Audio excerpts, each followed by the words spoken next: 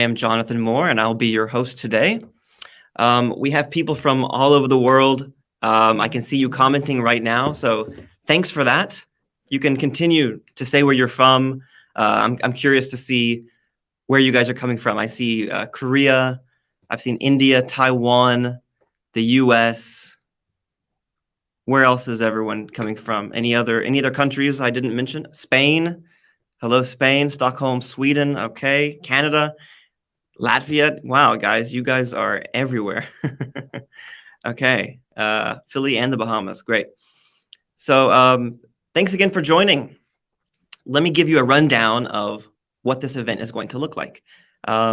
Basically, we'll have a panel discussion in a few minutes with a few of our VCs. Then we'll have the pitches that you came for. And after that, you're going to vote on your favorite pitch. And you can do that all within AirMeet right here. We'll explain that a little bit later. At the very end, we have a networking session where you can network with anybody you want from this event. The startups are going to network with the VCs individually, but the rest of you in the audience, you can network with each other. Okay, so that should be a really fun time for everybody. So without further ado, let's go ahead and get started. You guys can continue to talk in the chat. That's great. It might be more interesting than me, sorry. So if you have something interesting to say, introduce yourself. Give your little pitch right here in the chat section. By the way, if you have a question for the panel discussion at any time, you'll notice there's a Q&A section up there. Next to the chats, it says Q&A. You can ask a question, and I can bring that up on the screen for everyone to see. All right, so if you have a question for our panel of judges in the next few minutes, go ahead and start getting those ready and asking them, and then we can all look at them together. Okay, so first of all, guys, this is an event sponsored by the City of Seoul, South Korea, as well as SBA Seoul Startup Hub based in Seongsu.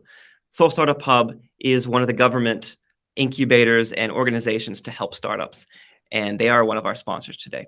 So they are happy to feature some great Korean startups here on a global stage online for everyone to see, especially those in the ESG space who are really making an impact. So I hope all of you are interested in ESG. That's probably why you came here. And let's go ahead and get started. So, by the way, using this program is a little bit different from Zoom and the other ones. At the end of each session, there will be a 10 or 15 second delay while we stop the session and begin the next session. So don't go away. Nothing is wrong. That's just how it works. All right.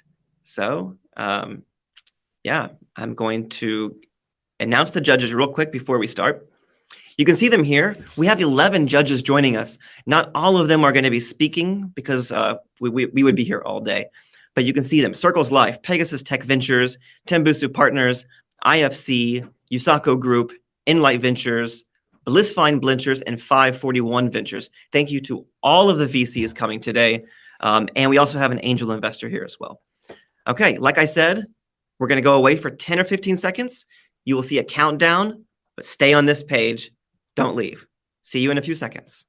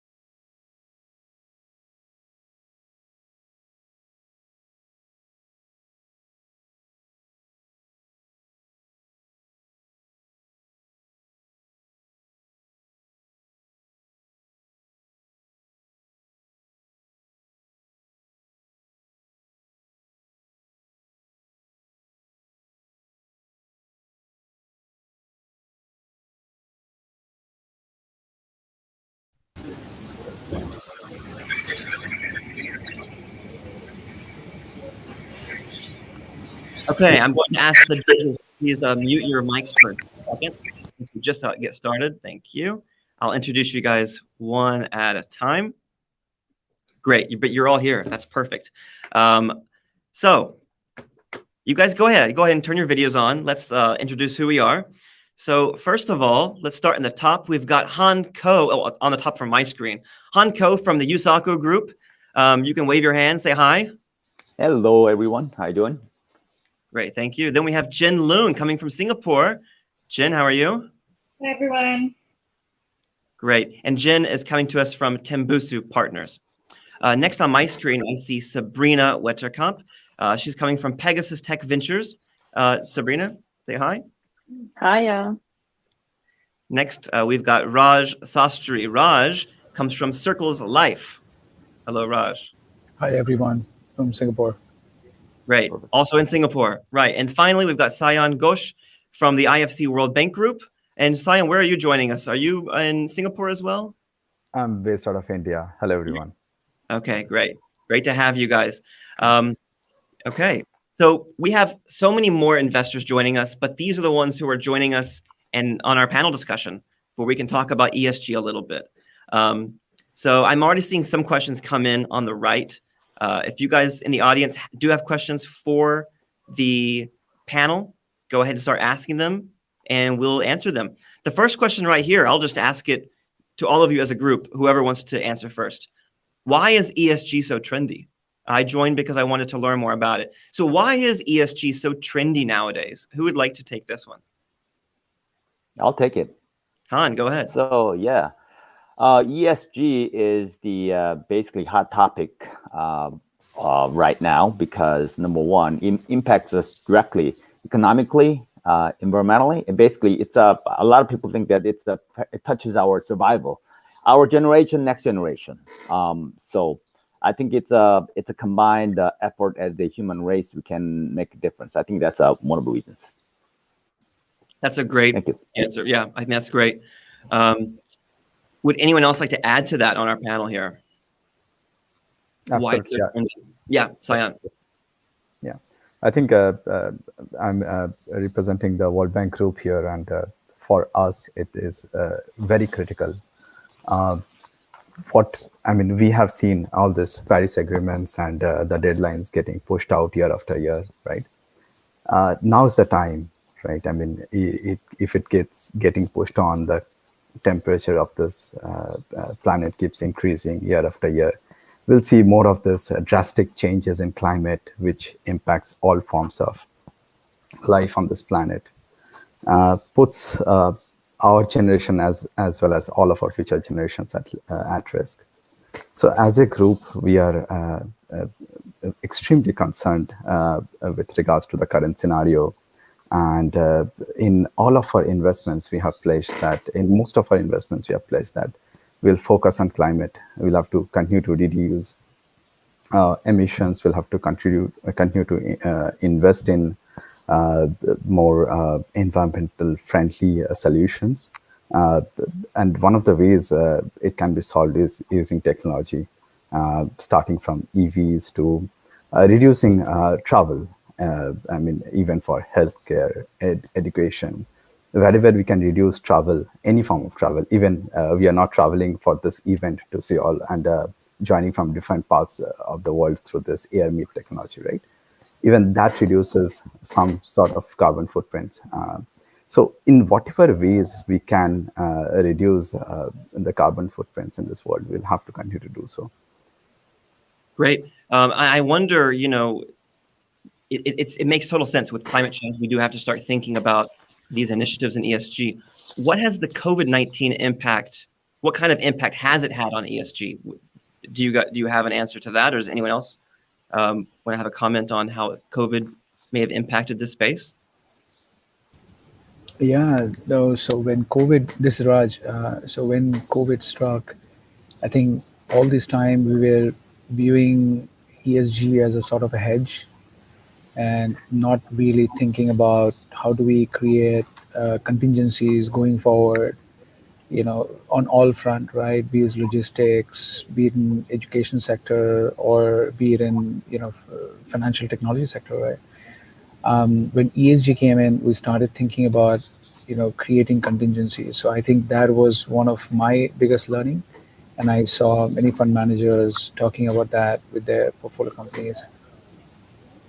Okay. Maybe to add another layer would be that through COVID, it's not a far away concept. It fundamentally affects each of us personally. And I think sometimes it's shortening that distance between us and these disparities, be it income, medical access. We almost have to feel it firsthand to really then spring into action in our corporate lives. And I think that's one variable and why now and not earlier. But then maybe from an investment perspective, as Raj mentioned, previously it's more negative screening, it's more of a risk mitigation framework. Now I think investors are talking about, the idea of impact multiple of money. Could it be possible that with the acceleration of COVID, a lot of these companies actually can generate return in a way that they didn't before? And can we measure that back into return and tie back to our investment thesis? I think that's an equally important maybe question to ponder. That's a good point. So then in that case, what would be the main challenges to the continued growth of sustainable investing? Would you guys see as any challenges?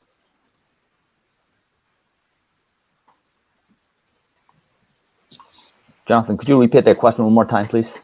Yeah, so as Jim was saying, it started off as a way to mitigate risk, and then it kind of evolved into something else. What kind of challenges do you guys see for, to continue growing this space of sustainable investment?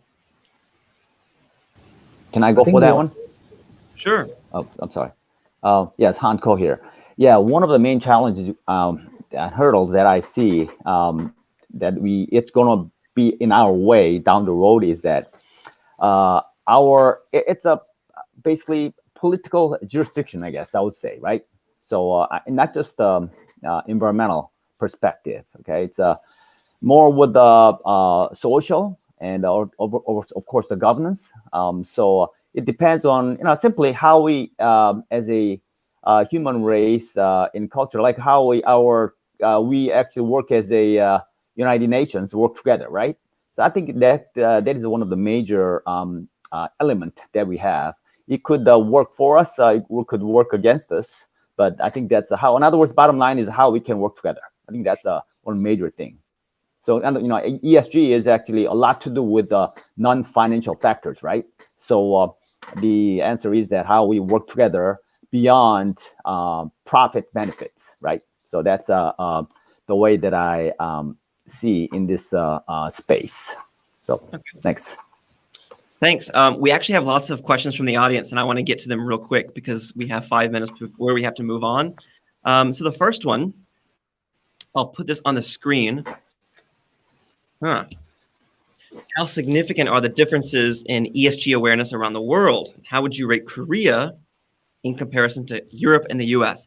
So the best suited, I don't know, Han, maybe you are the best suited to answer this question. How would you rate Korea compared to Europe and the US? Actually, I'm glad you asked that question. Actually, I thought about this before because again, I have an office in US and then in Seoul. So I travel back and forth a lot before the pandemic. During pandemic, I travel online, of course. So a simple answer to this question is that Korea is actually very far in terms of perception and then also awareness. Okay, but I guess I would call it as a pros and cons in a way. Okay, if you can do a SWOT analysis, but I'm not going to go that far. But anyway, it's advantage. I mean, the advantage, competitive edge that South Korea has is that people are aware about it and people are conscious about it. The hurdles that South Korea has that because of size of the market. Okay, so South Korea is like probably 10th or 11th largest market in the world.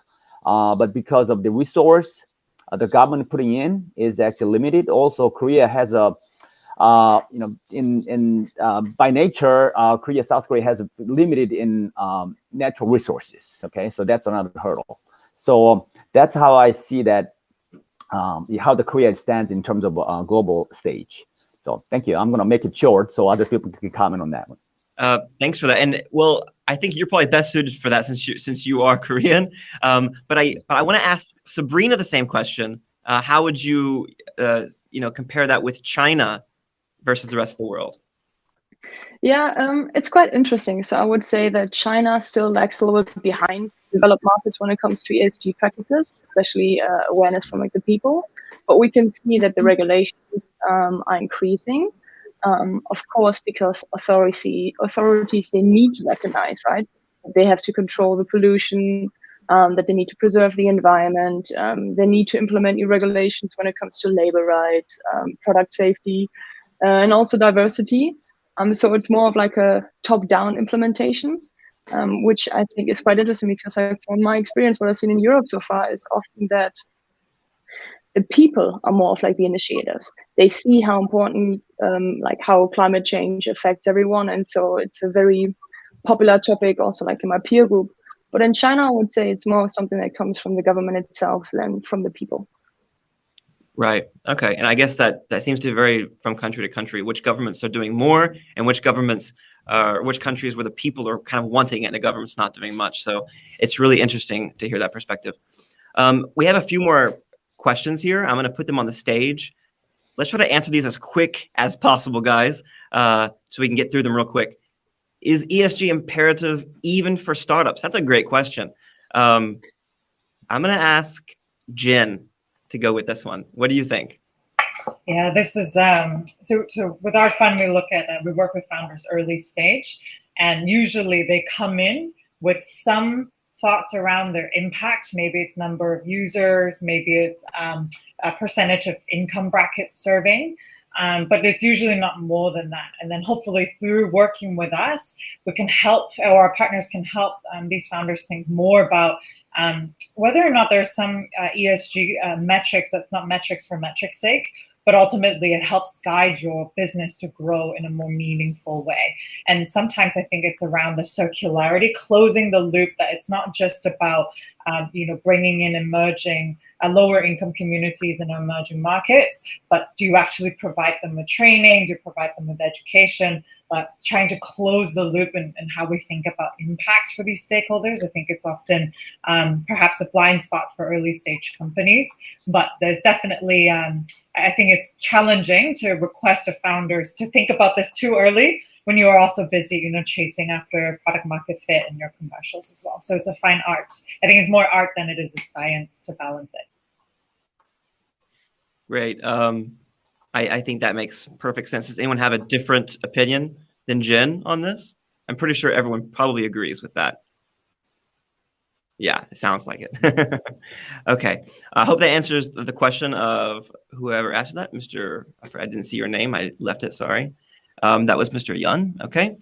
Let's go with another question. Let's see. Here's one.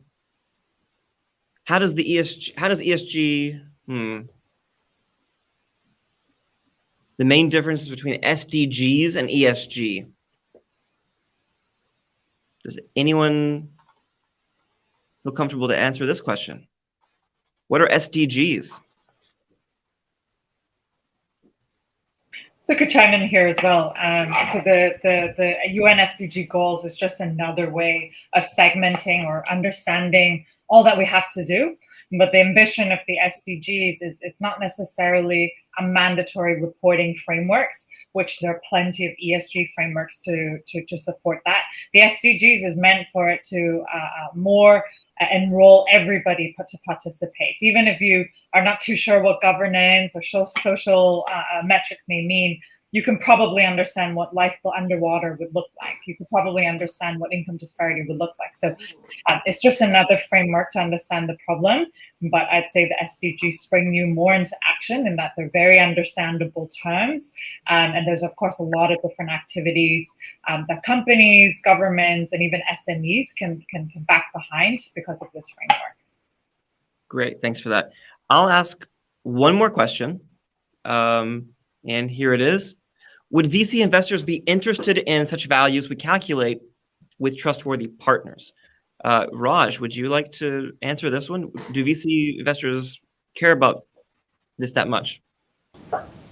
Yeah, they do. I mean, if you look at the landscape right now, even in the early stage investments in the technology sector, um, you know, because of all the reason that got talked about, by all the other panelists, this is becoming important, and we see that even in technology companies which are starting off, they are, and then some of these technology companies are actually dedicated towards clean environment, climatology. So there is a whole bunch of technology companies just focused on these sectors, poverty alleviation. So the SDG framework, what you talk about, companies are looking at each of the boxes of SDG and starting companies to solve problems.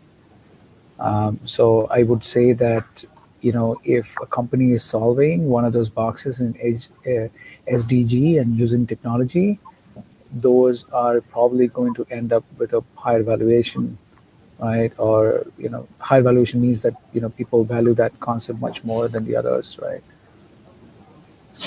Right. All right. That's all the time we have for the panel. Guys, thanks for answering the questions. Thanks to the audience for asking the questions. We're now going to get ready for the pitches. So again, like before, the screen's going to go blank for a few seconds while we get the startups to prepare their videos, and then we'll be back here in just a few seconds. Reminder to the judges to please start judging in real time as we go on. Not to forget about that. Hopefully your judge sheets are working. If you have any problems, you can PM me directly on the platform. And yeah, startups, here we come. See you guys in about 15, 20 seconds.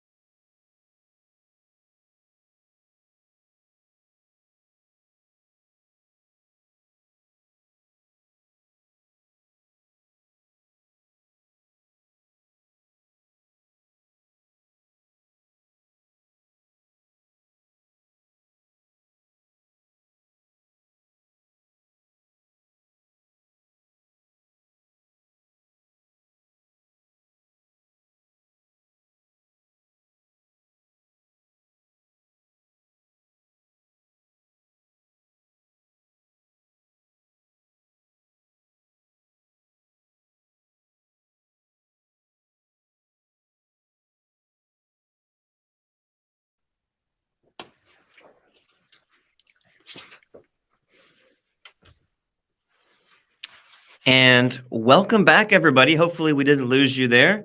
Like I said, we're going to go away and come back every few seconds between sessions. So first, let me tell you the first startups that are pitching in session 1. We have 1, eGreen Global, 2, The Plant Eat, and 3, Repla. So startups, you can go ahead and keep your videos off for right now, and we'll the first one that comes up, you can have your video on. So everyone, yep, thank you. Before each startup, I'm going to show you a 60-second founder video we call Vision 60. So our first startup is eGreen Global, and let's get started. I'll show you their video first, and they will pitch right after.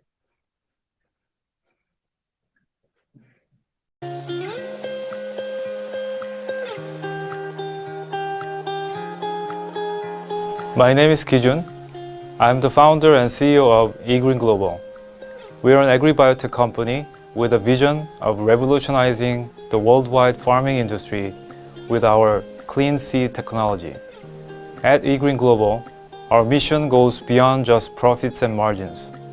With our technology, we aim to help and bring benefits to farmers and regular people around the world, not just big conglomerates. Despite being a small agriculture company in Korea, we have grand vision of what we will accomplish. Our goal within 20 years is help double the worldwide level of seed potato production with our technology. By accomplishing this, we will help the world in so many ways, from decreasing famine issues to solving food security issues for developing countries.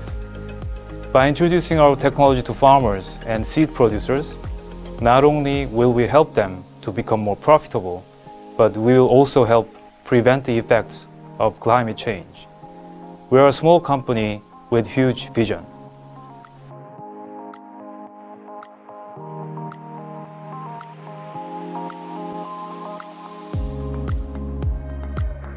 All right, everyone, please welcome eGreen Global, Kijun Shin. You may begin your pitch whenever you're ready.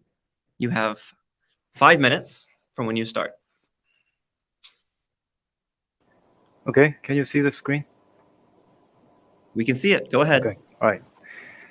Hello, everyone. Today I'm here to talk about potato. I bet all of you here are familiar with French fries and potato chips.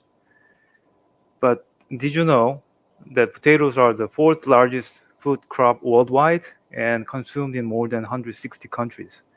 However, there is a huge problem when it comes to potato production that's resulted in a massive yield gap between top producing countries and the rest of the world.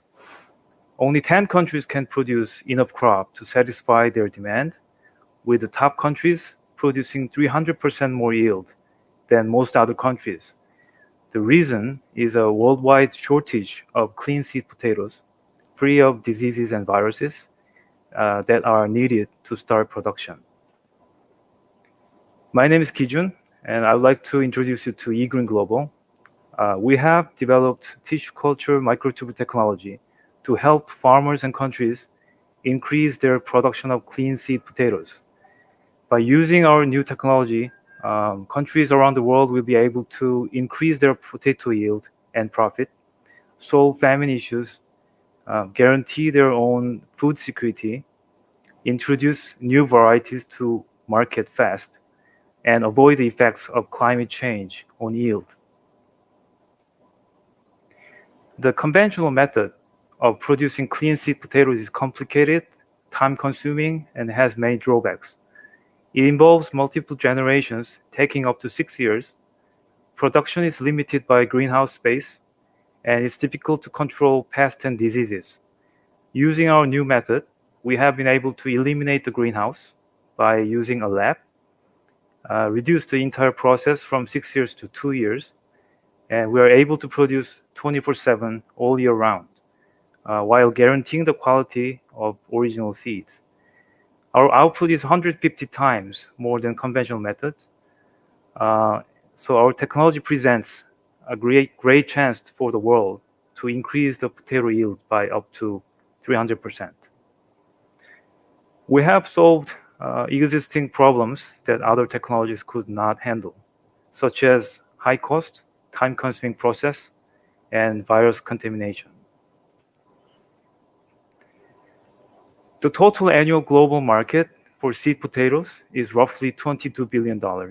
For our serviceable market, we've narrowed the market to China and US only, as we already have a presence in those countries. That represents about $4 billion annually. Our goal within 3 years is to supply $42 million worth of seed potatoes. And this number is based on our production capacity. Demand for clean seed potatoes is very strong. So if our production capacity increases, we are almost guaranteed to sell our entire stock. For our projected revenue, it will be based on our microtuber capacity. Currently, we have 24 million microtubers, which will generate roughly $40 million in revenue by 2024. And by 26, we'll increase our microtuber capacity, and our projected revenue will be over $100 million annually. And our products will be sold directly to commercial potato growers, and we'll focus on collaboration with major players in processing market. And we'll also work with potato variety breeders to introduce new varieties to market. In these new markets, we'll run trials with potential partners to demonstrate our superior seed quality and build trust while doing so. Currently, we're running 7 trials in 4 different countries. At the moment, we are working with 8 large partners, supplying to hundreds of customers directly, indirectly, in 4 different countries. We recently won awards for top innovation in the potato industry from the Netherlands, and we were included in APAC 25 list by Cleantech Group. We have a global executive team with a wide range of experience. Myself, I have 20 years of experience in the agriculture and biotech industry, and many of our members are from plant biology and agriculture industry background. We are looking for strategic global partners to help us expand to new markets. We'll be looking for potential investors next year for Series C.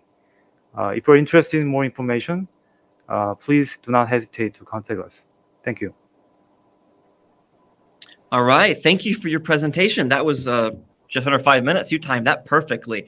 And as you can see, guys, people from the audience are reacting with the little emojis at the bottom. You can click that little smiley face and send things. So I guess people liked your presentation, so good job.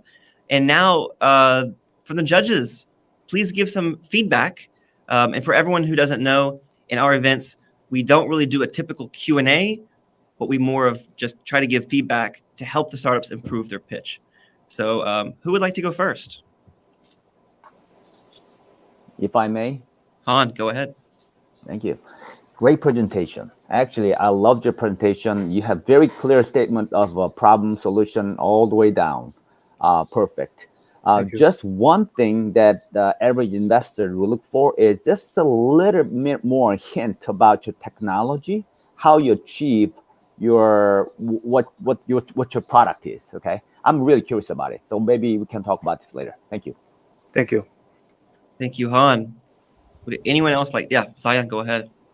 Yeah, thank you, first of all, Kijun, for this wonderful presentation. I think would have loved to see a bit more about your traction. Where are you in terms of either in terms of the product development or in terms of traction? The other aspect is you're planning to go global from day 1 or day 0, right? So would have loved to understand, you mentioned some of the partnerships you're undertaking. But some more details would have been a bit more helpful for us to understand, because these partnerships take corporate partnerships, B2B, long sales cycle, takes generally a lot of time.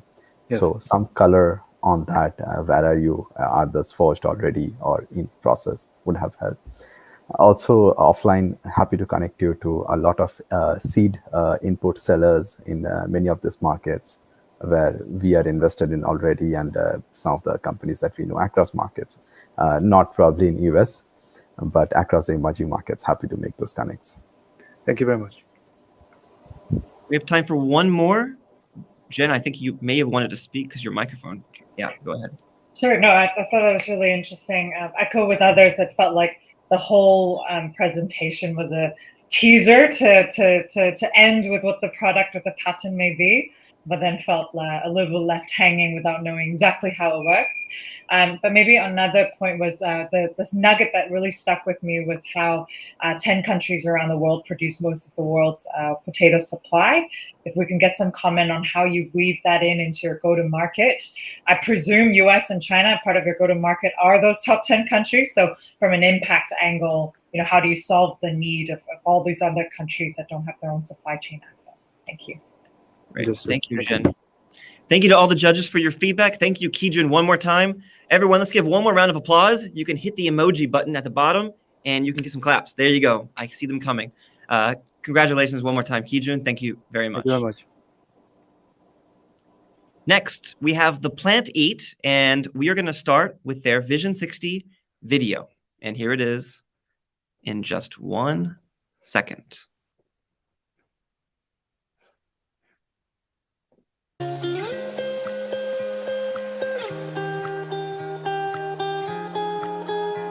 Hello everyone, my name is Jacob Yang. I'm the CEO of The Planet. Our mission is to make great tasting, nutritious, plant-based food accessible to everyone.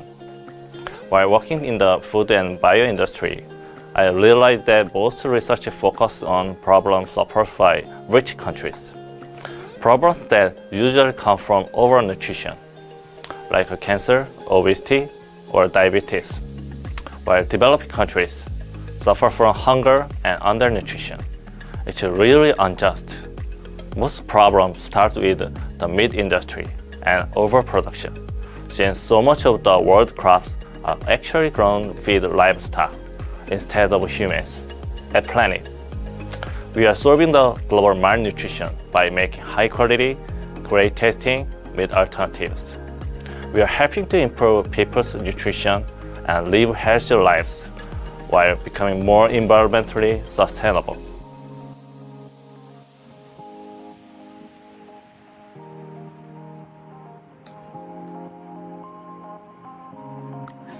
All right, ladies and gentlemen, please welcome Jacob Yang from The Plant Eat. Jacob, you may share your screen and start your pitch whenever you're ready.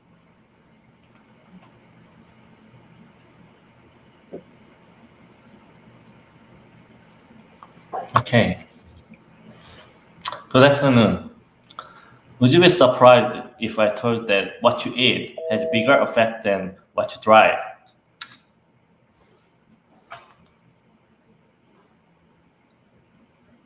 Surprisingly, the livestock industry has more greenhouse gas emissions than all of transportation. Shocking, right? In fact, each effect, by decreasing the amount of meat we consume, we can save the planet from greenhouses and prevent climate change. Nevertheless, many people hesitate to choose alternative food because they don't like their taste, texture, or smell.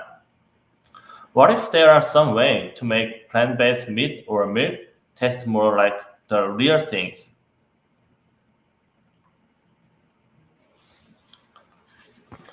My name is Jacob Yang. I'm the CEO of The Planet. We have developed a way to make meat and milk alternatives closer to the real thing in every way.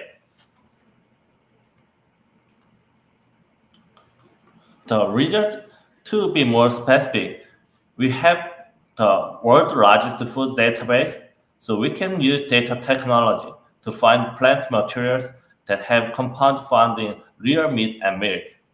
We also have bio and process technology, so we can separate and remove unnecessary parts in plants for making meat and milk alternatives.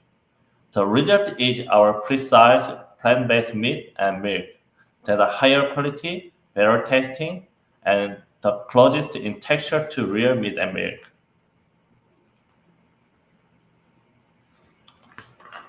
At Planet, we produce two separate products. First is non-GMO soybean protein powder.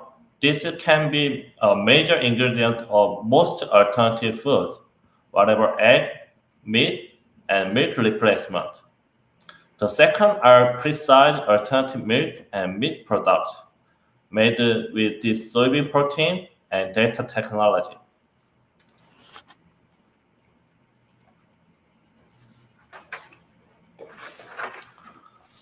The market of meat and milk in Korea are not a small market. There are $2 billion and $5 billion respectively. Among them, our target obtainable market is B2B channel for milk and meat alternatives. Each are $20 million and $5 million respectively. Our milk alternative will compete with existing plant-based milk in the market. The most popular ones are oat-based, or traditional soy milk. Our product is superior in many ways to existing plant-based milk because it is closer in taste to the real dairy milk and can be produced at relatively lower cost and easier to digest. In case of alternative meat, we also compete with the large companies and other startups. Unlike other companies, we can sell it at a lower cost than real beef because we developed easier scale-up and simple process to make meat alternatives. So we can easily access and target the B2B market and global market.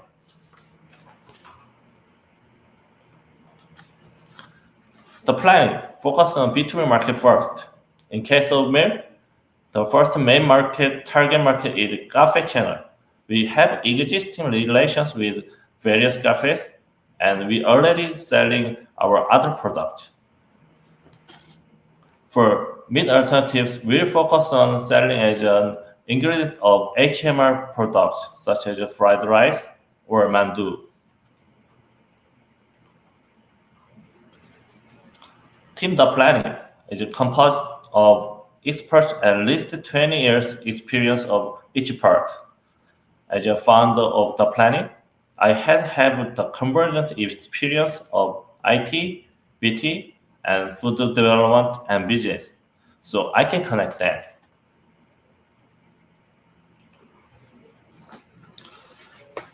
Great members have gathered and have built in step-by-step from material and process patents to the market strategies. Our revenue is also growing rapidly.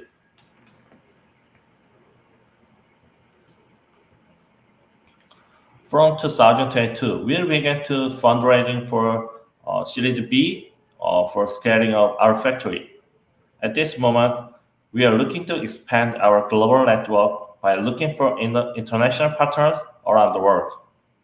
If you are interested in The Planning, then please don't hesitate to contact us by this email.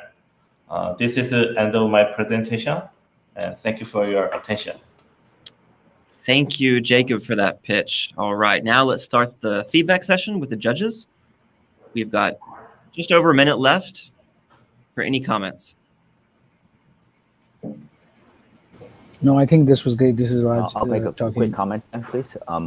Raj, I really like. Oh, go ahead. 1 second. I think Raj wanted to speak first, if that's okay. Yeah. No. I think this is a very good proposition, and it's directly hitting the problem. So quite impressive presentation. You touched upon all the aspects, starting from traction to team. Can you talk a little bit about what's your go-to-market strategy? How do you scale the business? All right.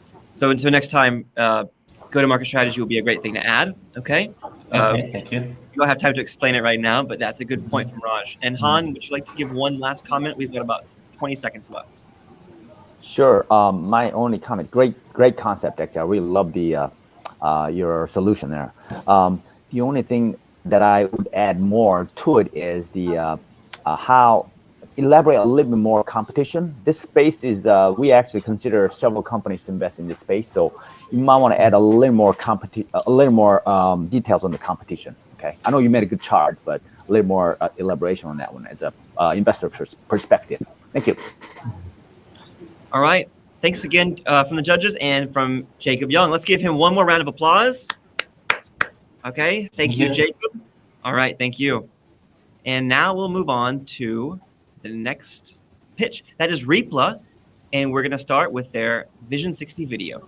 Here it is.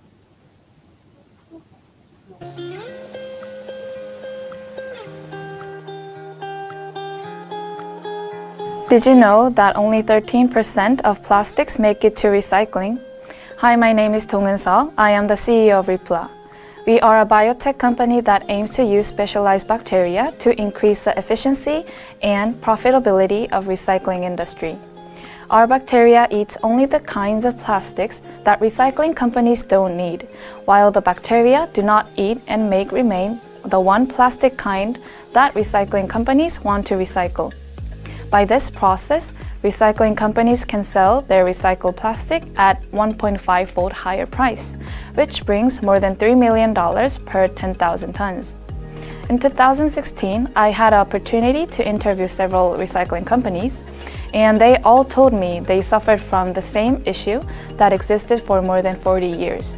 I made it my goal to help plastic recycling become more feasible. At Ripla, our vision is to eventually apply our bioreactors to plastic recycling facilities worldwide.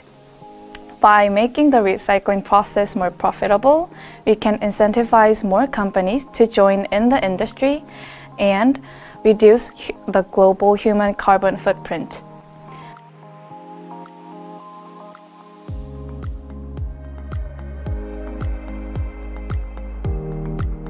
All right, everyone. That was Ripla, and let's welcome Tonglen to the stage to talk about Ripla. And Tonglen, you can start whenever you're ready.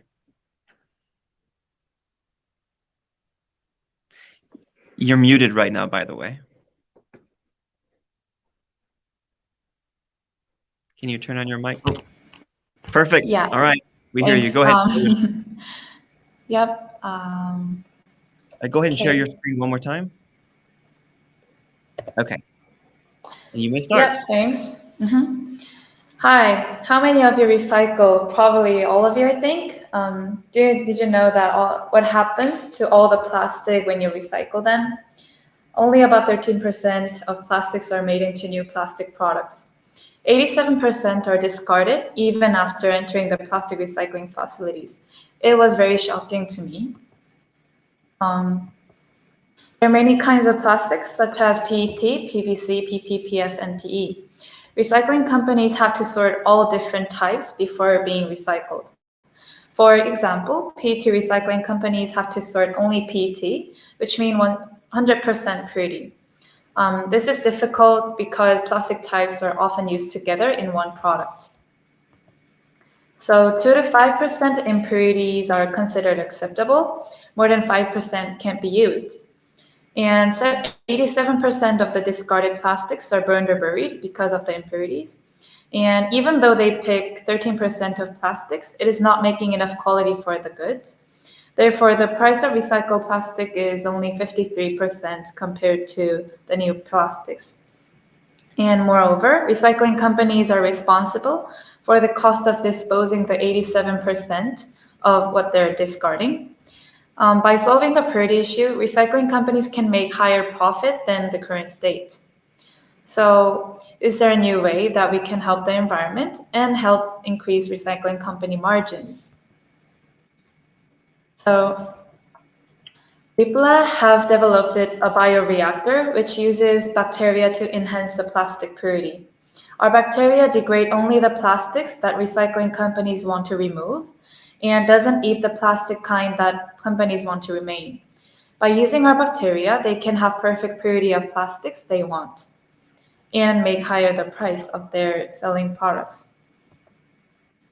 By using Piplus bioreactor, we make it possible for recycling companies to reduce the 2 to 5% impurities to under 0.35% impurities, which is a perfect purity, and increase the value of their final recycled plastics from 53% price to 80% price compared to the virgin plastic. And the price difference increased profitability of recycling companies is $3 million USD per year based on 10,000 tons, which means it's just a one production line. Also, recycling companies do not need to replace any of their existing solutions. They just need to add a bioreactor to their process at the end. The process is first, plastics are mixed and they're just added to the bioreactor. And our bacteria degrade certain types of plastics, leaving behind 99.65% pure desired type of plastic. Piplus business model has two ways to make money. First, we install the bioreactor to existing recycling companies. Second, our specialists are sent to the facilities to maintain the bioreactor and feed the bacteria. Bioreactor is $2.5 million USD, and the maintenance fee is 720,000 USD per year. We investigated, and plastic recycling companies spend at least 6 million USD for machineries per year. Therefore, they are affordable enough to adopt our solution. Our expected worldwide sales scale of selling bioreactor is $80 billion, and the maintenance fee is $23 billion per year. Other than Ripla, there are no competitors treating PE, PP, PVC, PS degrading bacteria to be commercialized. Yet there are some PET degrading technologies, but they do not aim to make higher purity, since they nor cannot handle other plastic types than PET, neither perfectly degrade PET. Our existing competitors only degrade PET into half, and they reassemble them, so they have completely different strategy from us. We have one registered domestic patent, one patent for China, and one patent for Europe. We are planning to apply US patent next year. We culture the bacteria until 5-liter reactor and keep expanding the scale of culture. After 2 more years of research, we aim to install a working prototype to a recycling plant and conduct a pilot test. Our team consists of 23 members, including 5 leaders and 4 experts who have more than 10 years of experience in research and the industry. We are now funding total 3 million USD to achieve our next goal to make a 5-ton prototype and conduct a pilot test.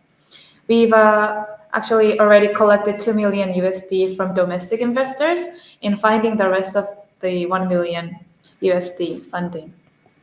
Thank you. All right, thank you, Dongan, for your pitch.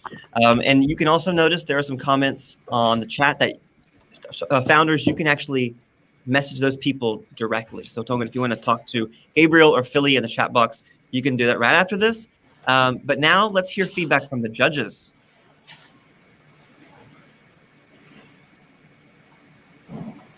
Han, you're up. Oh, thank you. I'm very impressed. Okay, your presentation is of course awesome, not to mention that, but your solution and your approach to the problem is just great. And you also great use of statistics in exactly right way. So very impressive. Thank you. I'd like to talk to you about this, your company later. Okay, thanks. Thank you so much. Great, thanks, Han. Any other feedback from our judges? Hi, yep, just jumping in here. Great pitch, interesting solution. Actually looked at one of these ventures that only do rPET recycling. So my eyes were, I was educated by you that that's not good enough. It needs to be all types of plastics along the value chain. Maybe 2 comments. One is with regards to any regulatory framework when it comes to either importing or creating that culture locally. I think that part of how you actually work with the plants wasn't so clear. And then secondly is if recycling company, I think you painted the whole pitch around, companies can make more profit and it's good for them to do so for the environment. But if a company were to say no, typically why would they say no, and how does your solution still mitigate against that? I guess you commented, of course, that you also do all types of plastics. So if it's not profit, if it's not the ability to weave all types of plastics through the process, why else would a company say no, and maybe address that upfront? But overall, very interesting. Thank you. Thank you.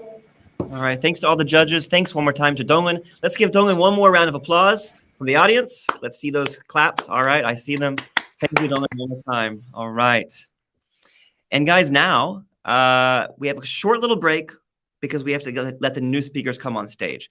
So like I said before, the screen will go blank for about 15, 20 seconds, but don't leave. We'll be right back.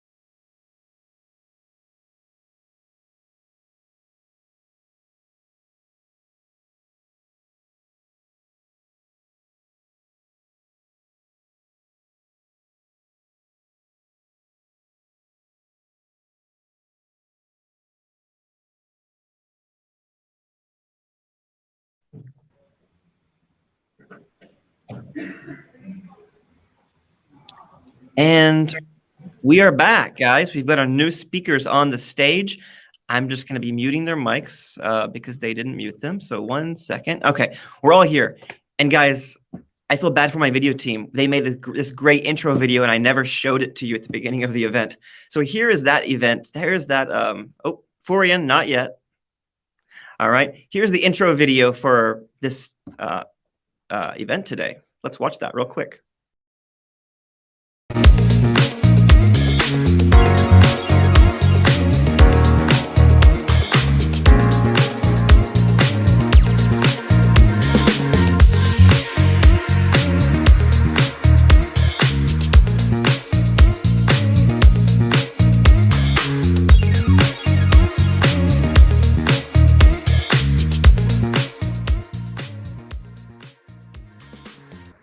All right, so thanks again for the video team for making that. That was great. I was dancing in my seat just now.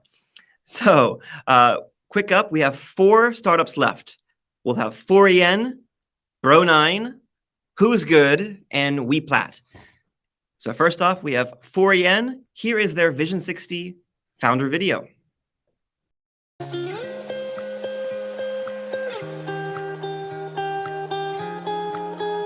Hello, my name is Jinhyuk Yang, the branch manager of 4yen. The global average temperature has reached the highest level in history since the Industrial Revolution. Climate change is already occurring all over the world. This is a particularly big issue in Asia, where there are many developing countries. As economies grow, greenhouse gas emissions increase, destroying their environment. This is the reason we started 4yen. We develop and produce alternatives to fossil fuels to help reduce greenhouse gas emissions. We also receive carbon credits by quantifying greenhouse gas emissions. This contributes to preserving the environment and helping economies in Asia. Our vision is already underway in Myanmar. Next, we'll be the leaders of Asia's largest greenhouse gas reduction initiative.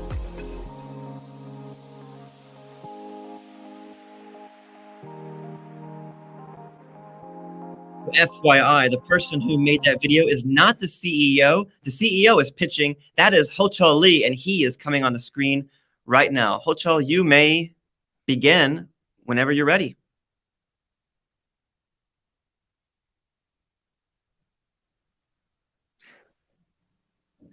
Okay. And please turn on your video so we can see you as you pitch. Thank you. You may begin. Yeah. Hi, everyone. I'm Ho-Chul, CEO in 4yen.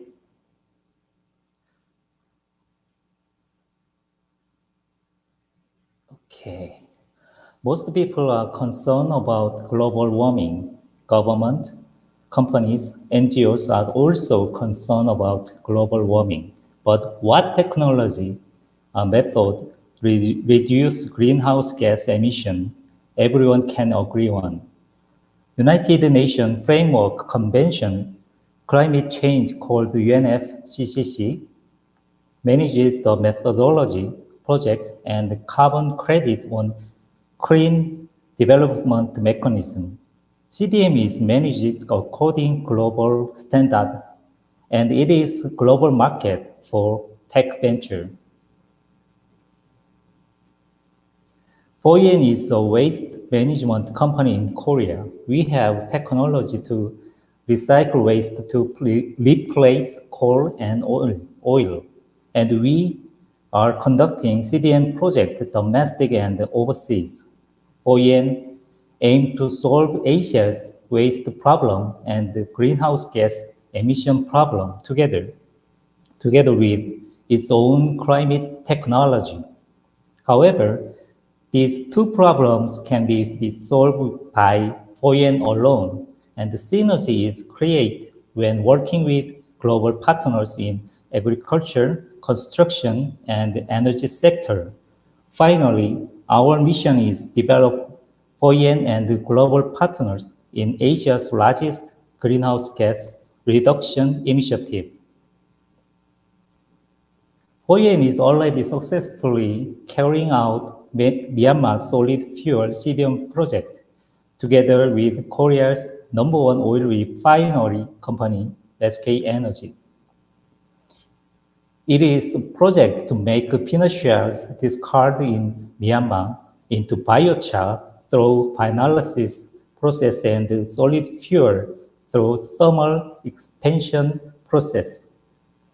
This business is registered CDM project of the UNFCCC very quickly after initiation, and the pilot plant is also being operated in Magway, Myanmar.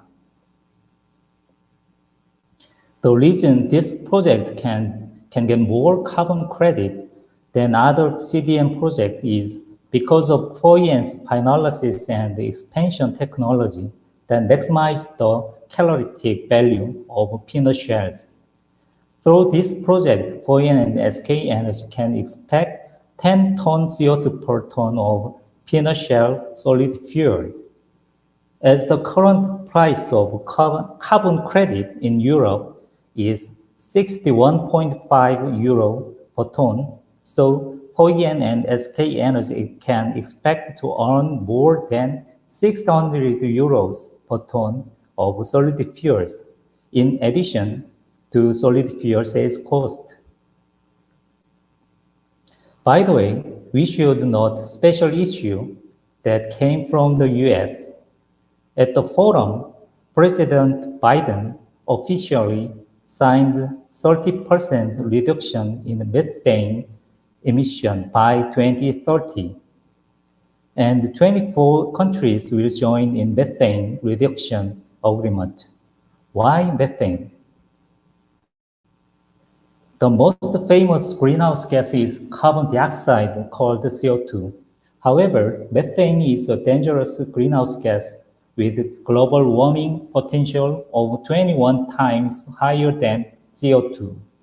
By the way, seeing this issue as a business opportunity, if we reduce 1 ton of methane, we reduce 21 tons of CO2. So we can secure 21 times more carbon credits.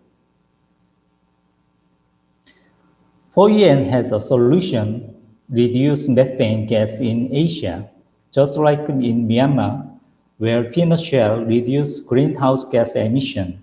We have plans build an environmental plant using Asian food waste and livestock manure. The plant consists the process of generating electricity by burning methane and a process of converting methane into methanol. And as we learned and felt in Myanmar, we will develop CDM project route sustainable development in Asia. Look at the case Vietnam environmental plant and landfill combined. Disposing of waste in Ho Chi Minh City is making remarkable return with a IRR of close to 8%. 20 seconds left, Ho-Chul, 20 seconds. Okay. This high return is due to carbon credit price of $10 US.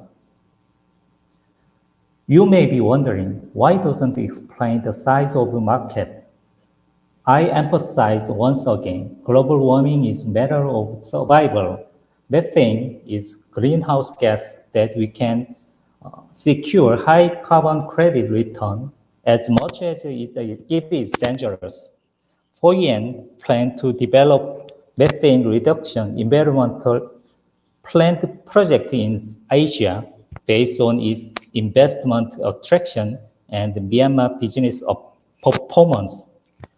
Foyen and global partner will develop into Asia's largest greenhouse gas reduction initiative. Thank you. All right. Great job. And now let's hear some feedback from our judges for Foyen.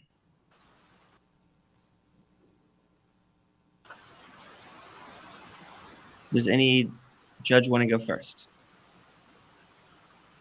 I'll go first as usual. Yes, go ahead on. Right, thank you. I really like your approach to the problem.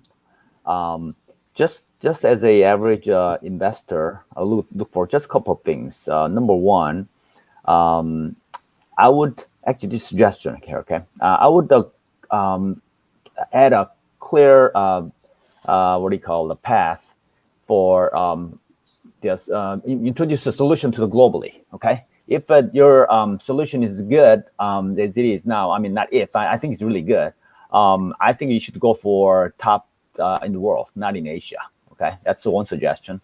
And the second suggestion is that you probably want to add a little more about your team because people will look for it. Okay, thank you. Great presentation. Thank you. Thank you, Han. Because of time, we have to move on to the next pitch. Thank you one more time to Hochul from 4EN. Let's hear some claps. Let's see those emojis come up. All right, perfect. Thank you, Hochul. Thank you. And now we'll get ready for our next pitch. That is Bro9. And first we'll start with the Vision 60 video. You'll see it on your screen now.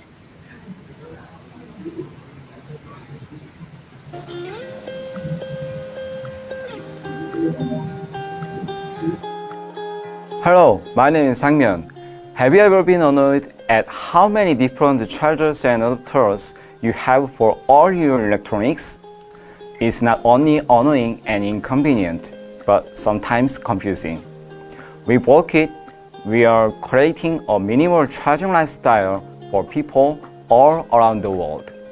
Bulkit is an electronic microcontroller unit which allows complete control and integration across all range of voltage and current in our electronics. Our goal is to create one single charger for all the world's electronics, even including electric vehicles. Bulkit makes charging more convenient and easier for consumers and helps manufacturers save on cost by producing only one single type of charger for all their product lines. We will become the go-to charging solution and the global standard for electronic charging while putting consumers back in charge of their charging.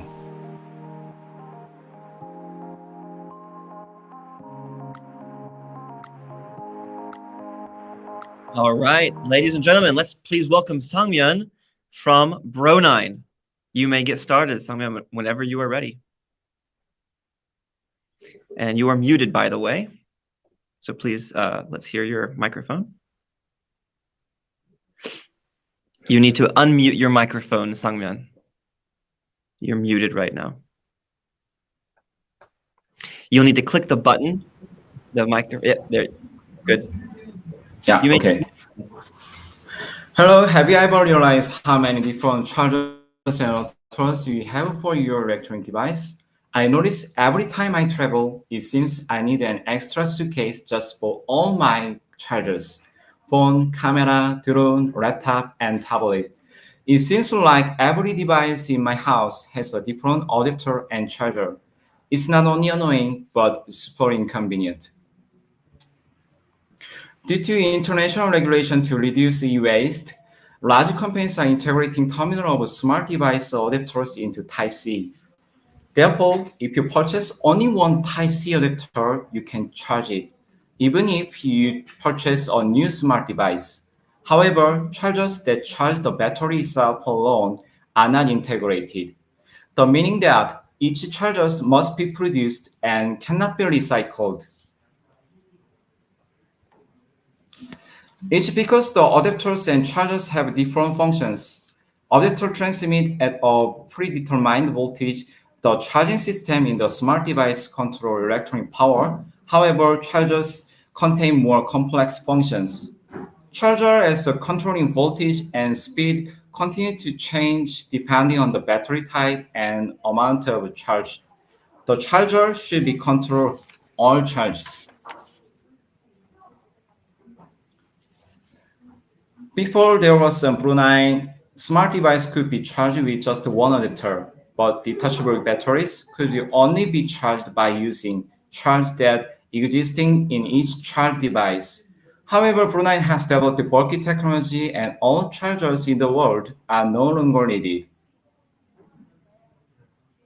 One charger with bulky technology makes simply charging lifestyle. Bulky can eliminate the need for consumer to buy different adapters and protect electronics from damage or voltage, and even avoid manufacturer needing to produce different chargers and adapters. The charger and adapter market are a total of about $46 billion and have grown by 6% over the past 3 years. Among them, the sub-market is a charger market that charges about $1 billion of removable batteries. In the B2C market, bulky competition comes in two main groups.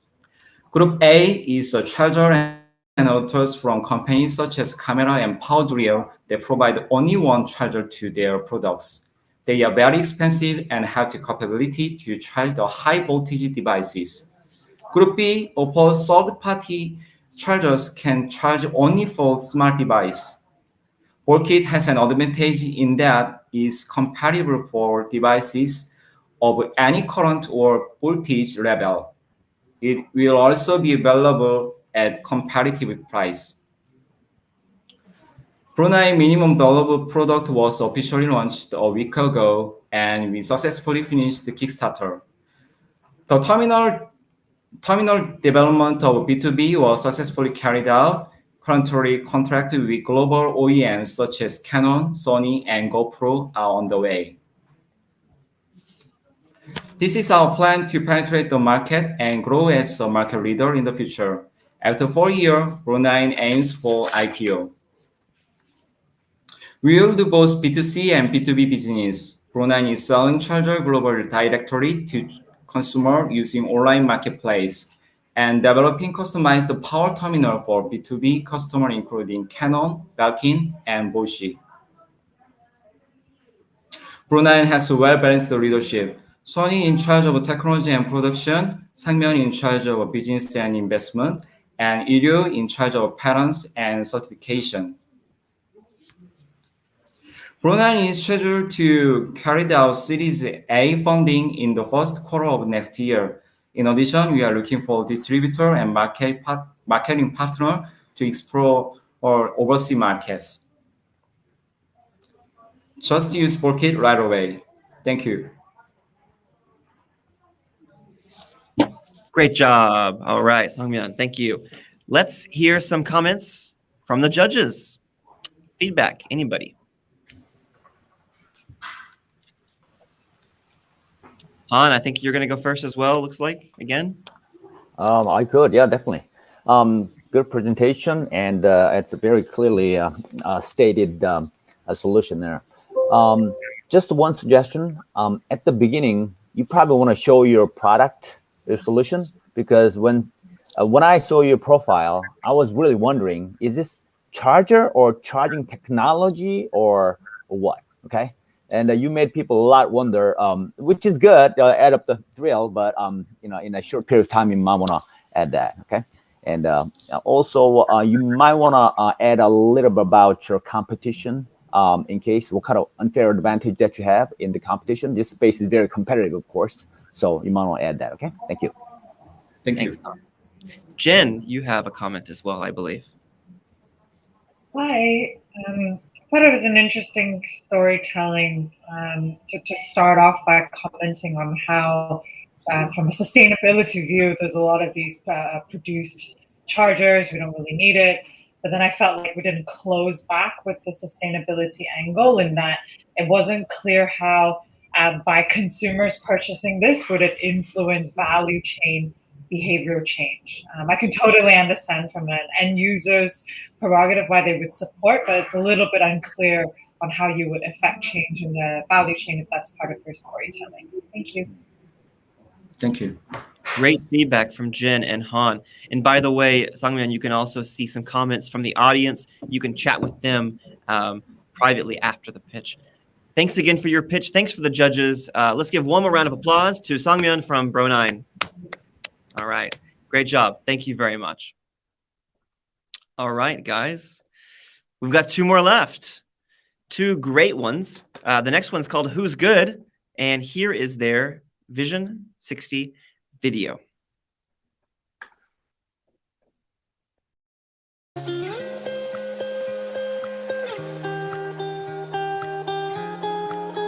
Hi, I'm Maxim Nam, the CPO of Who's Good.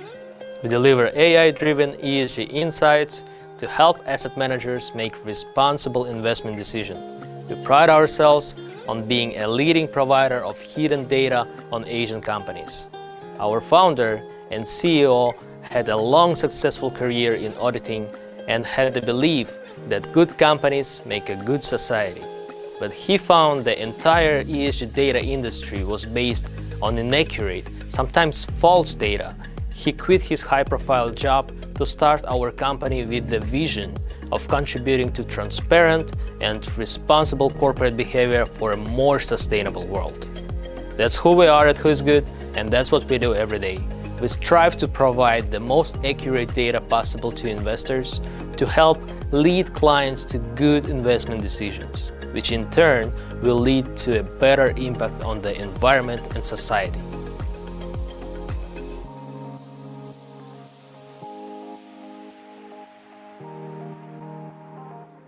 It's my pleasure to welcome Maxim Nam from Who's Good.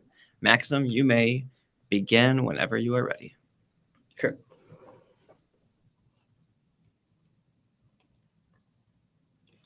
Since 2012, the global ESG investments have grown by 300% to over $40 trillion, all managed by using ESG data. If you think good investments come from good data, we got a big problem here, because it's been estimated that only 29% of all ESG data can be considered trustworthy. The result is investments in companies that have great financials, but in reality quite risky. Billions of dollars in investments have been lost in the past events because of these exact situations. So, what is the cause of these inaccuracies? Well, it's a combination of different factors. First, there is no standard for ESG data disclosure that results in biased and inconsistent reporting by the companies. Second, the data is so huge, so humans are just incapable to dig deeper to find great insights. And finally, manual analysis is extremely time-consuming and costly. It costs up to $100,000 for end user. And so, how can we avoid these mistakes? Well, my name is Maxim Nam, and I would like to introduce you Who's Good. Who's Good is an AI-driven ESG data provider delivering ESG insights to asset managers to help them with responsible investment decisions. At Who's Good, we use third-party verified data analyzed by AI algorithms. The result is faster, more accurate data at the fraction of the cost of human analysis.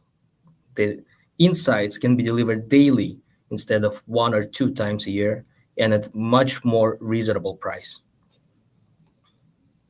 We deliver 3 main products to asset managers. It is ESG data for creating ESG funds, ESG reports for engaging with the companies, and ESG platform solutions to track the risks of the portfolios. All 3 combined provide everything asset managers need to make a proper ESG investment strategy. We have 2 main revenue streams. First is the ESG content, where we integrate ESG data into the third-party financial platforms and charge customization fee plus subscription fee, and the ESG service revenue stream, which is basic direct sales of our products to asset managers, and we also charge subscription fee to access. The worldwide alternative data market is being estimated to be roughly $2 billion, and it includes more than traditional financial data. It things like public sentiment, social media analysis, and others, out of which $1 billion is made up of ESG data, and this is our serviceable market. Our goal for 2025 to earn 1.3% market share, which would equate to $13 million in revenue. The ESG market is very broad and it consists of financial service providers. The quality of the results varies significantly depending on the level of automation and the proportion of ESG analysis versus financial traditional analysis. Who's Good focuses on the automated ESG analysis to provide fast and meaningful results to their clients. We have a team of 30 highly motivated and intelligent people. Thomas Hyun, the CEO and the founder, has over 20 years of experience in ESG research at LG Environmental, and our chairman is a former CIO at Allianz Global Investors Korea. With this experienced leadership and our knowledgeable team, we are ready for success in this industry. This year, we have very meaningful milestones. We secured Series A of $4 million in July, and to date earned $400,000 in revenue. We launched 3 ESG indexes and 1 ESG fund, and established an affiliate that will focus on ESG analysis of SMEs. In 2022, we are planning to expand to analysis to other Asian companies. And for this reason, we are looking for investors and strategic global partners to help us with our expansion. If you would like to hear more about Who's Good and how we revolutionize the ESG industry, please do not hesitate to contact us. Thank you. Great job. Thank you, Maxim. Let's hear any feedback from the judges. Let's try to hear from some who haven't spoken yet. Oh, here we go. Sayan, go ahead. Thanks, Maxime, for the very structured presentation. Very helpful. Would have loved to know a bit more about the other competitors who are working out of different parts of the world, right? Because this is a sort of a global product. You're not creating only for Korea, right? It is global. And we have seen a few other data-focused companies coming out of different parts of the world. So would have loved to understand a bit more about the competition in this space specifically. And you touched upon the traction likely towards the end. Would have loved to understand that part a bit more, where you are at. Also, I mean, definitely this is a very important space for, of course, globally. You mentioned the methodologies that are being used at a very high level, maybe the cleaning up of the data and all of those aspects. Would have loved a some deeper insights on that aspect. Thank you. Great presentation. All right. Thank you, Sayan, for that. Do we have any other comments from our panel here? Go ahead, Han. Thank you. Great presentation. Actually, I think your product, you have something great here, okay? So you probably want to continue what you're doing, in other words, okay? And because I could see that this can be a pretty disruptive, positive, disruptive force. One suggestion about your presentation, you want to touch a little bit more on your intellectual property. When you have AI algorithm that have either you have to trade secret or patent, and so you want to touch base on that one, okay? I'd like to talk to you more about that one too, okay? Thank you. Thank you. All right. That's all the time we have for that one. So thank you again, Maxim. Let's give Maxim one more round of applause from the audience. Thank you. Thank you. All right. Great job. We have one final startup left that is called WePlat. So before he starts, let me show you their Vision 60 video right now.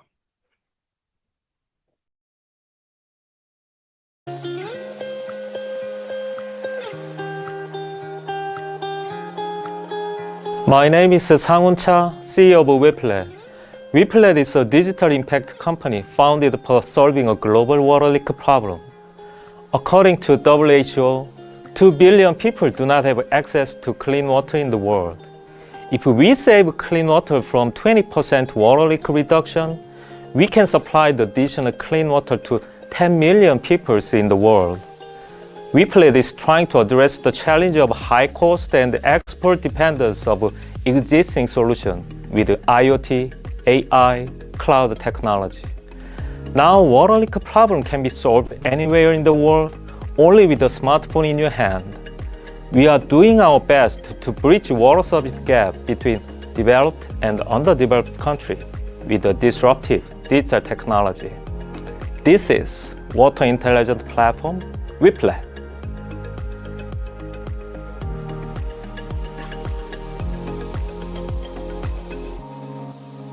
All right, guys, our last pitch of the day. Please welcome Sang-Hoon Cha from Weplate. And you may begin whenever you are ready.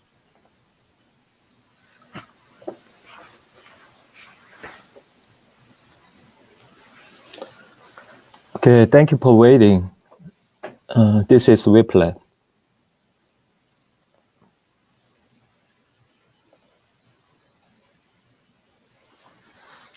Did you know that there is $40 billion water lost annually in the world? It means the 110 million tons of water disappeared to the ground every day, which is equivalent to 13 million kilograms of carbon dioxide emission.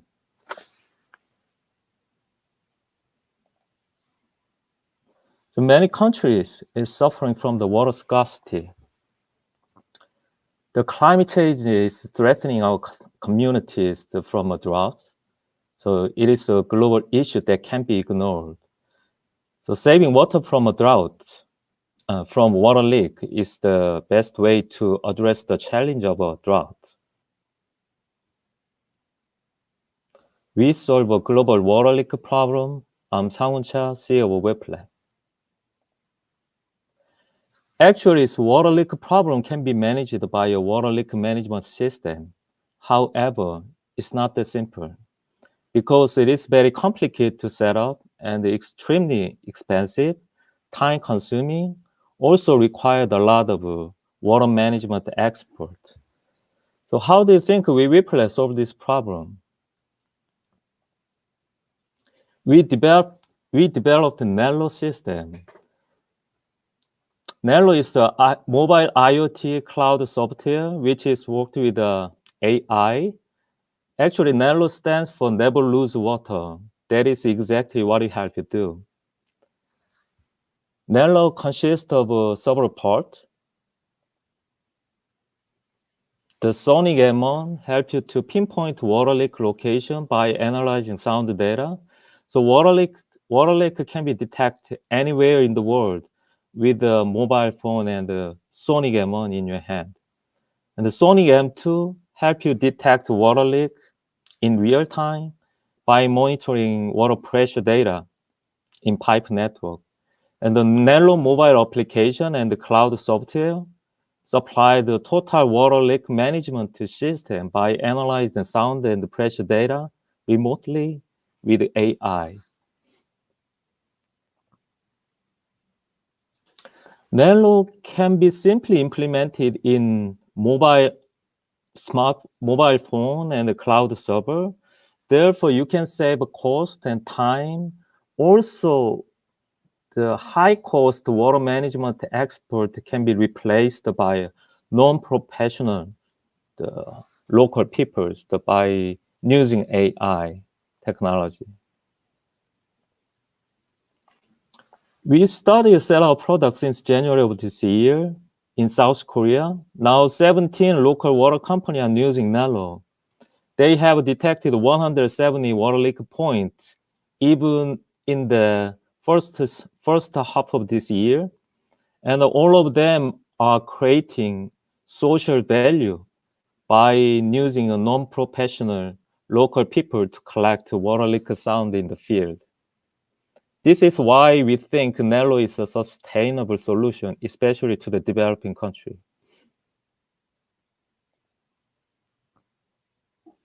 Global water leak market is estimated $5.5 billion annually.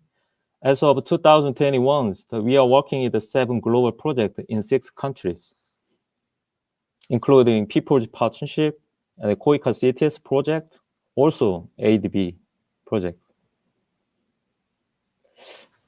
Interestingly, we finished a successful pilot project with the heat pipe customer in 2021 in South Korea. So $50 million in sale is expected to be achieved in 6 years by expanding business from water to heat and gas oil industry.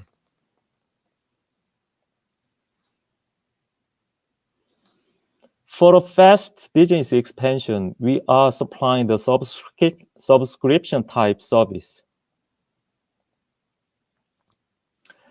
I have 23 experience in water industry.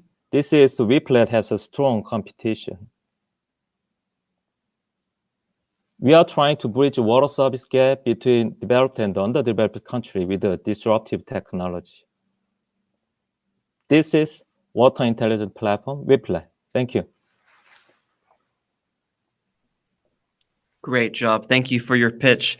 Sang-hoon, do we have any final comments for the judges?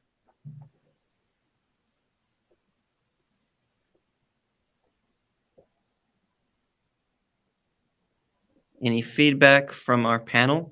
Sayan, I think, yes, go ahead. No, thank you, Sang-hoon. Great pitch. I would love to learn more about this. This is sort of a global problem, and especially for some of the emerging markets where the water crisis is heightening. Some of the cities are losing water at a very fast level, and I mean across Africa, Asia, some of the geographies globally. So would have loved to know more about those pilot projects that you are undertaking. How are they working out? That would have given a much better sense of the traction.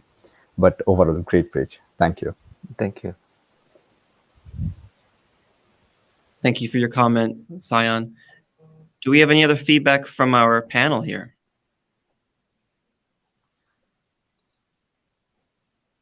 Okay, I think that's it. Sang-hoon, thank you very much. Let's give one more round of applause to Sang-hoon, our final pitch of the day. Thank you. Let's give some claps. Let's get some of those blue hearts. They have all those blue hearts. Oh, it's a red heart, sorry. Thank you one more time. All right, great. Okay, guys, it's now time to vote. So I'm going to give you about 20 seconds to think about who you like the most, and I'm going to show you a code on the screen for the audience to make their vote. Judges, go ahead and finish your scoring right now as well. We can see that live, so looks like you guys are doing that. Audience, get ready. I'm going to show you a code in about 15 seconds.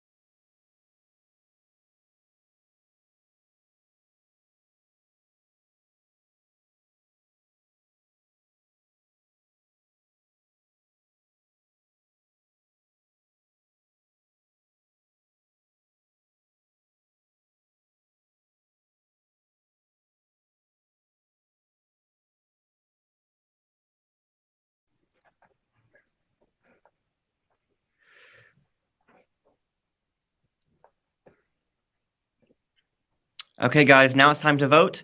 I'm going to show you how to do it. And that's going to be just like this.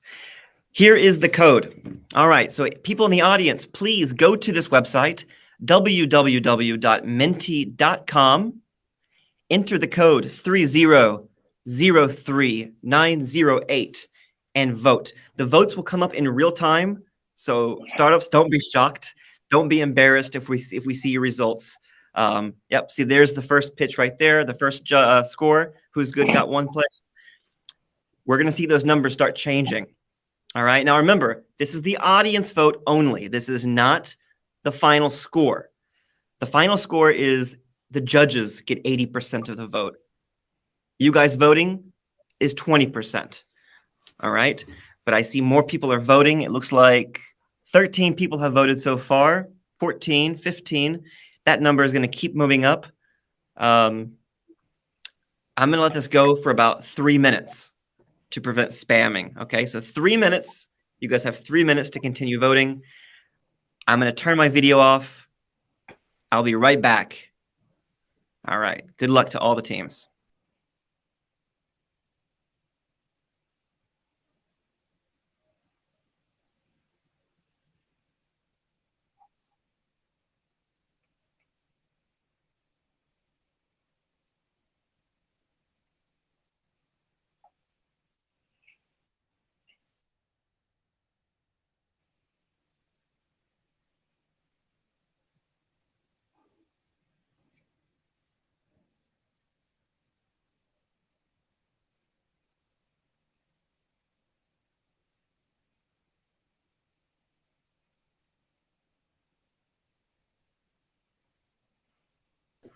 For everyone wondering, we're still just waiting for 2 more minutes for more people to vote.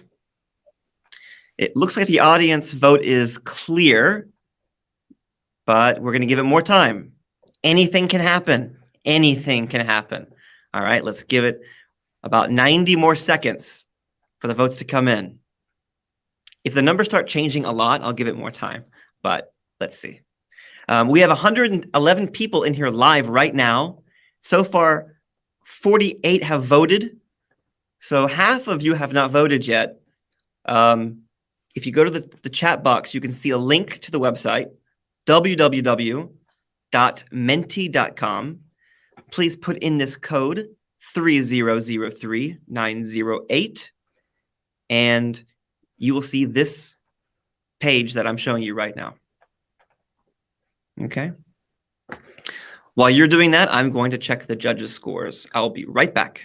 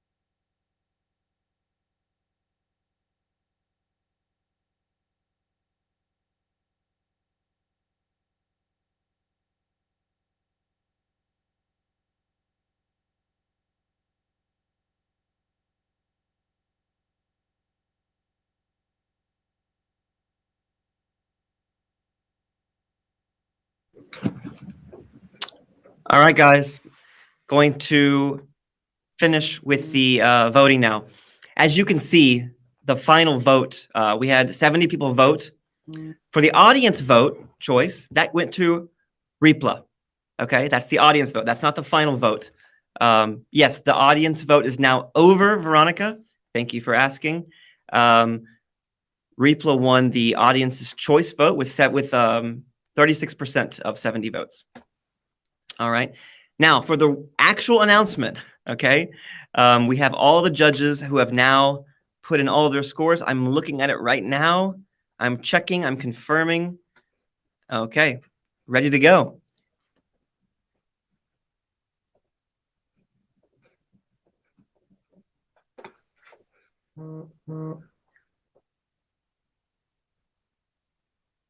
Okay, on this next slide, you're about to find out the winner. Before I announce the winner, though, I want a couple of feedback from the judges. Sabrina, would you like to, talk about your experience here at the event today? Yeah, of course.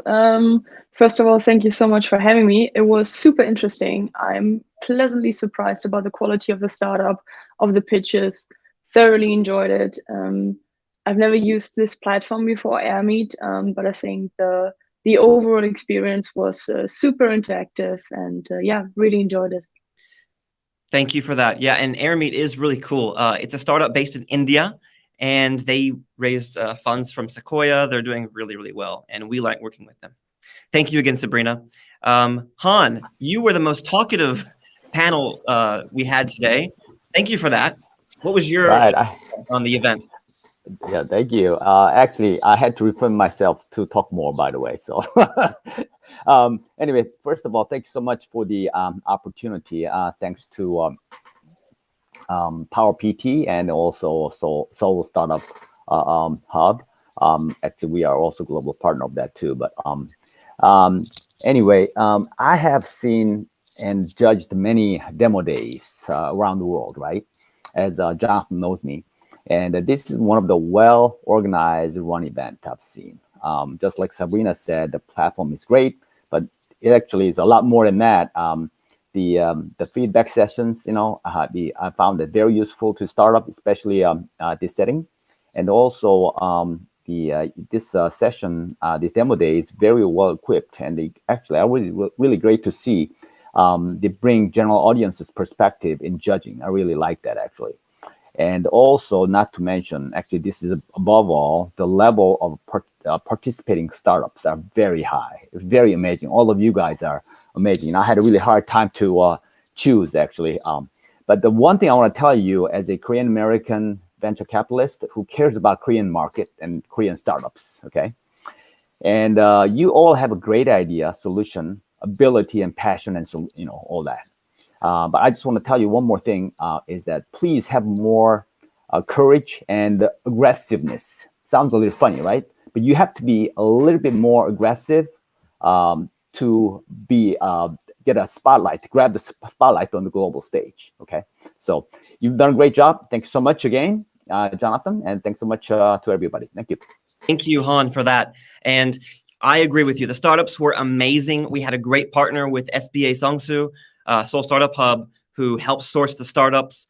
The judges, thank you one more time, all of you who spoke, Raj, Sayan, Jen, Sabrina, and Han. We also have 7 or 8 other judges behind the scenes who are about to participate in the networking session.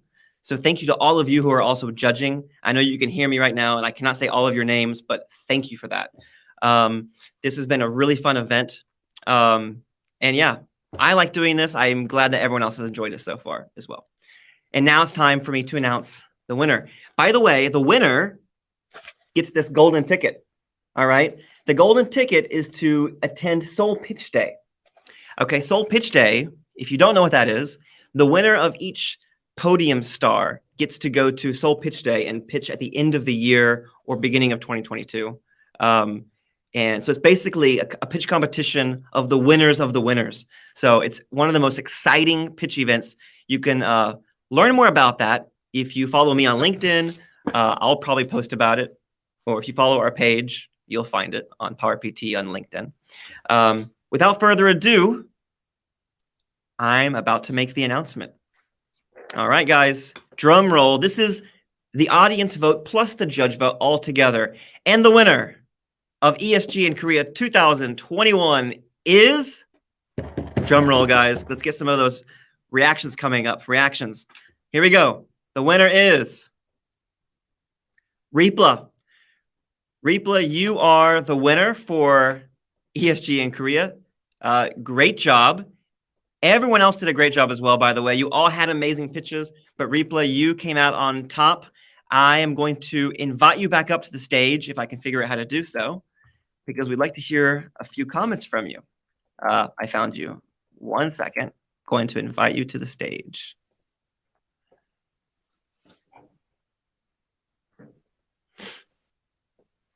Dongin, would you like to say anything about how you feel right now?